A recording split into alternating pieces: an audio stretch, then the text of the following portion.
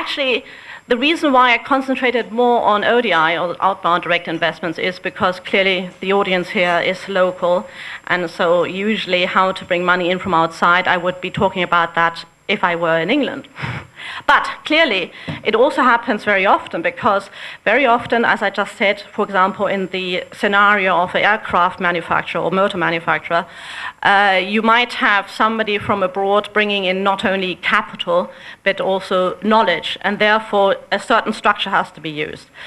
You might want to have an outside investor come in with money and maybe have some local plant overhaul the local plant, bring more machinery in, and therefore there's a lot of capital requirement in this plant.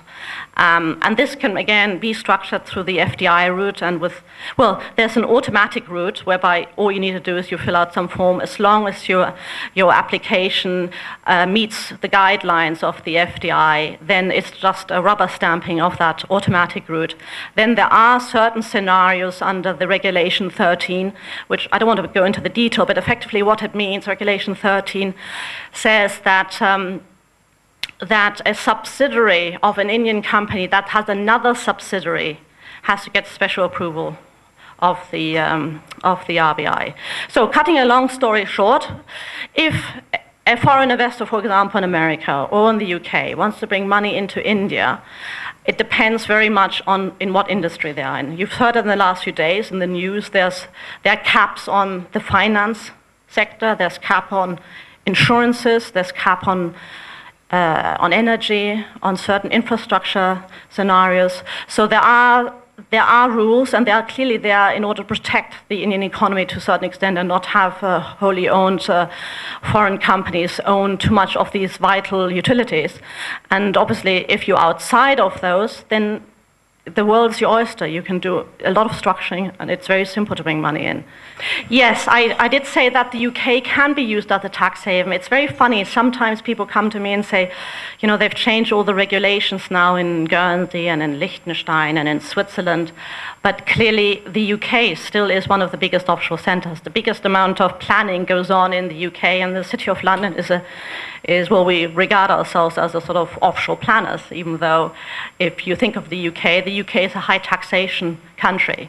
A typical model for an Indian company would be to have a holding company somewhere abroad, to have a subsidiary which be in the UK, and that UK subsidiary would work as an agent of that principal company, maintaining and also ensuring that the contractual arrangements between the two companies is that the know-how, the value added, the management, anything to do with value added actually is and remains in the principal company.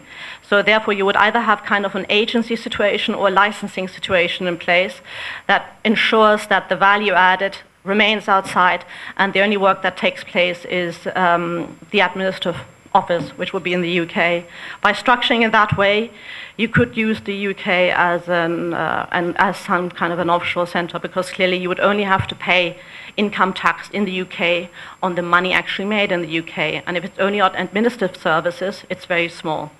Now, it might sound very funny to you, but in fact, a lot of companies do it. And even if you think about it, if you take, for example, an airline company, they have a tremendous capital expense, and they have agents all over the world. So those agents take 100%, for example, they take 100 rupee, and they have to give 95 rupee to the aircraft in order to take the passenger from A to B.